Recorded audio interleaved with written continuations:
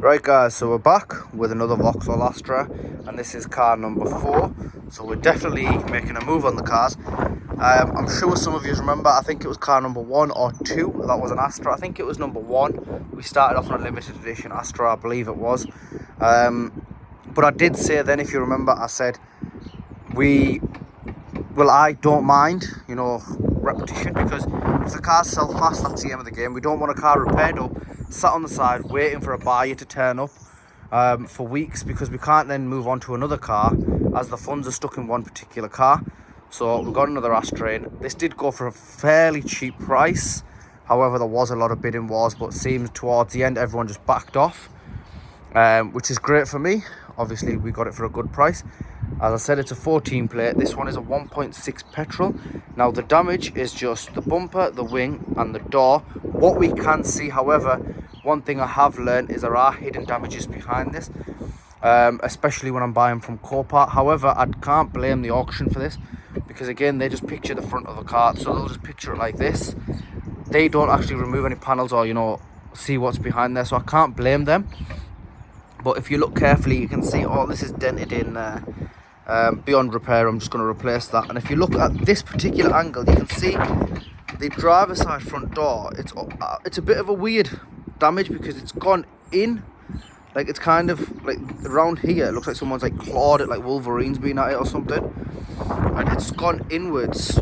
But it's a very weird type of dent. And we have got damage to the bumper, so if we just go down to the bumper here, you can see here we've got a bit of paint peel just here, and this one is a bit deep, but the majority of them, I believe, should just clean up. And we do have a hole in the bumper there, which again, I think if we do clean that up a little bit, we can probably plastic weld it, maybe body filler it, or get a new bumper. And then if we look at the wing from the top angle, as I want to show you here, you can see there the damage is quite significant there. And you can see, look, paint, obviously that it's gone in. The tyre shouldn't be that visible from there, so we are going to have to try and get that. And then if we move over to the door, you can see just there, apologise for my reflection, I wasn't expecting the car to be delivered today, but it was. I'm not in any gear to start working on the car, but it looks like it's had like something claw in from here, and then just down here it's all completely full of scratches. Here we've got a dent. Again, when we get inside, we will look at this in greater detail, but I think that seems to be the only damage. So if we do move over to the vehicle from here, that isn't damage, that's just, colour spray. But the car, I can't get behind it because there's not enough space. So if we go over to the front, which is just here, again, the bonnet is open because the recovery driver did say he tried to put a power pack to it to get it started. However, he couldn't. Now, I'm not sure why the car wouldn't start up, but if we just...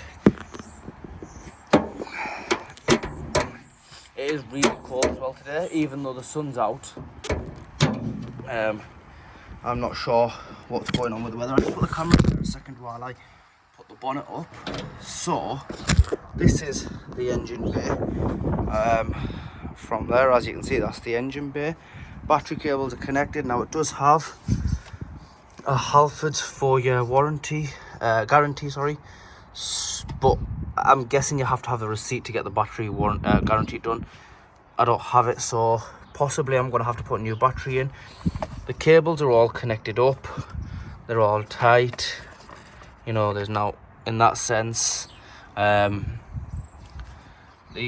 coolant bottle at the back is quite dirty, but I don't think there's any oil in it. It does have a lot of like crap in it, but I have changed a lot of these in the past and I know they go quite bad. The oil is fairly fresh, so you can see there the oil is fairly clean, which makes me think that this was just serviced not long ago. Obviously a better deal for us. Oil cap, we've got no milky residue, which means our head gasket is fine. Obviously, again, if it was a head gasket issue, we'd have something more to worry about. So now we need to get inside and have a look what the starting situation is. The recovery driver has said that he did try to start the vehicle, while it was on his truck, and like drive it off, but unfortunately he couldn't. And now it does come with, if I just climb in, it does come with 3 keys. So it's got this one here, and I'm guessing this one has been replaced at some point, because the 3rd key is this thing here, and this goes inside of this. So I'm assuming this one is a new one, and looking at the condition of it, it is not marked up. It does say GM. It might actually be from Vauxhall. You never actually know, do you, really? This one is marked up a little bit more, but in the ignition barrel, I think all 3 keys go in. Yep, so this one goes in. What about this little one here? I can't imagine this one being able to start the car without, you know, other keys. So maybe it does turn though, so maybe it'll have to stay inside the house, you know. If you ever lock your keys inside the car, you can just quickly use that one in the door, because there is like a little, to start the cars, there's always a chip inside of these keys.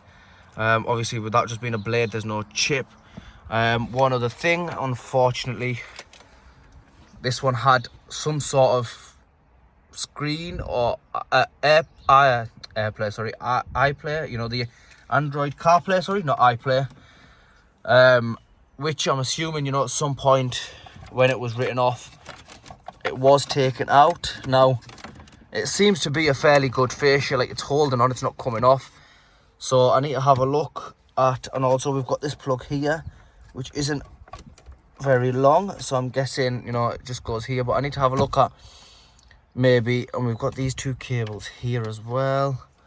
Now when it comes to this type of system, I'm not, like, I'm okay with electrics, but I'm not, we've got another plug there, I'm not like, you know, oh, we've got another plug, I'm guessing that's a radio antenna, but I have no idea what this one is, what these 2 are, what this is. Do you guys know what these are? What do you guys advise, to retake it back to the original Vauxhall system, or try and find something compatible here? Again, I don't really know a lot about this type of stuff here, so I can't, you know, buy something and like start cutting the wires and, you know, hard wiring stuff in. I kind of would prefer something that's plug and play. If I do buy the original Vauxhall system, again, I'm assuming this would have to be changed, like all this trim around here. You can see it's been opened at some point here and hasn't been put back together. Now I'm assuming this would have to be changed. If it doesn't, maybe just this one, I don't know, because I haven't done this on a car like this, for example. I have done other cars, but they've usually been plug and play, and, you know, it's just a small amount of fascia. So again, I don't know if this is the original plugs, or have these been like modified, you know, with wires chopped and stuff like that to fit what screen was in here.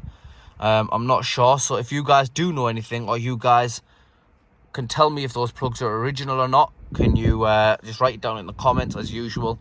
Obviously we're in this together, we're going to be fixing this car together, so hopefully that's a very simple and not costly issue there. This was in the pictures, and unfortunately I did kind of underestimate a little bit. I thought if someone's took that out, they probably left the original one in there, and there was no sign of it when the cars arrived, unfortunately. But it is what it is, you know. It's one of those things. We've got to live with it, but I can't imagine it being expensive anyway. I did take a factor in for a couple of £100 when I was bidding on the car, just in case this worked out, you know, to cost, I think I factored in about £300. So hopefully it's going to cost less than that, but we can, our budget is up to 300 on this. I am going to do a little bit of my own research as well to see what the Astra J, because this is an Astra J, to see what the plugs should be like. Maybe some of these are extra from the old screens, maybe they're supposed to be on this car, I don't know, but we'll find out. Now over to the actual dashboard itself, the issue we have is when we've got the key in there, we've got no power. So if we look down here, I'm turning the key. If I show you from this angle, you'll be able to see me turning the key and the ignition. So turning key number 1, we've got nothing. We've got nothing. And obviously I showed you guys, oops, I did show you guys the battery was connected. This is the other key, and again we've got nothing, not even the slightest needle move. to start this you would need to turn the clutch on, but you shouldn't have some sort of electrics, you know, to indicate there's power. I do believe it is just the battery, because this car was a run and drive at the auction, which is why I believe it's just a battery. It's nothing big. But what we'll do is we'll push it into the garage for now, and I don't have time to sort it out today, so I'll take the battery off, and before the next video we'll have the battery recharged. What I will do is run a test on the battery to see the battery health. Once I've done that test, we will then charge it up as long as the battery's okay. If the battery's not okay, I'll get a new battery and we will fit it together again. However, I think it's just a simple fact, because you've got to remember these cars can be sat at auction for God knows how long. The car in particular is quite dirty, but it's like dust and oh, we've got a service book. So have we got any booklets? We've got some paperwork. What do we have here? We've got important, read careful, owner's manual. We've got my 14 Astra guide. Oh, that might help with the screen, the infotainment system. But I've seen how thick it is. I might just look at pictures. I'm just going to check what the service histories are and if the reg has been mentioned on here. So seems to have been maintained at a whoa. Okay, I think it's got full service history, which is brilliant. I'm really happy with this now, because obviously it gives us a better factor. So that is 8,000 miles when it's got its first one done, and this I'm assuming is a dealership one. And I'm only going to show you the top half of the service stamps, because the bottom half has like garages addresses has garages addresses and stuff on. I think I just showed you one of it there.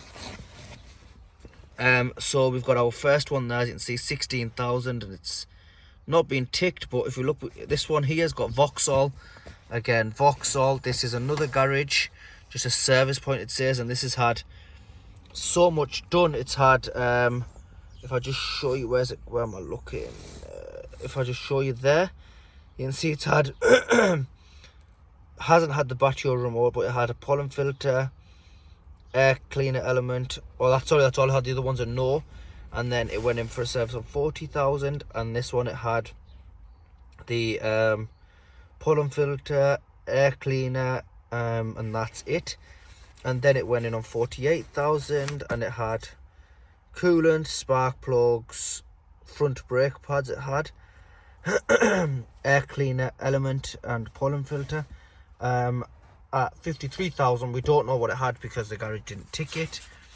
But what we do know is it was serviced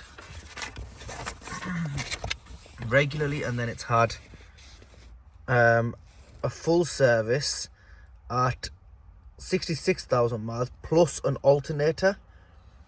I'm assuming that's what it says. So it's had an alternator and it's had spark plugs, which again is absolutely brilliant, because this just means this car's extremely maintained. 68,000, 77,000, 82, 86, and I believe right now it's on about 87 or 88,000 miles.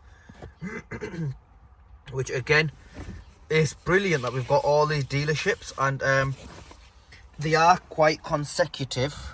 So we've got about 5, I'd say, Vauxhall dealerships. Bristol Street Motors and Lookers, but it's a Vauxhall stamp. And then we've got all the rest by, you know, third party ones. But again, it's a garage. They've marked it down. Like, it's brilliant. I believe this car's mileage is 87 or 88,000, which again is an absolute bargain for us. We've got down here USB, aux, and the cigarette port. Here we do have cruise control and limb, which I'm assuming is a limiter for something. I'm assuming this car has Bluetooth. I can't check it, but if we end up putting an Apple CarPlay in there, it's probably going to have a Bluetooth, and who knows, the Apple CarPlay we might put in might actually come with a reverse camera, so the car might end up, you know, being better. And if it does have a reverse camera, obviously we'll put a reverse camera into it. So if I just show you the back, I'll just show you the seats and that. So they are part leather, I'd say. This part's leather, this part leather. Again, the leather is worn slightly here. I'm not sure if I can do anything with that. It's not ripped, it's just worn. Seats, obviously, they've seen better days. They are dirty, will need a clean.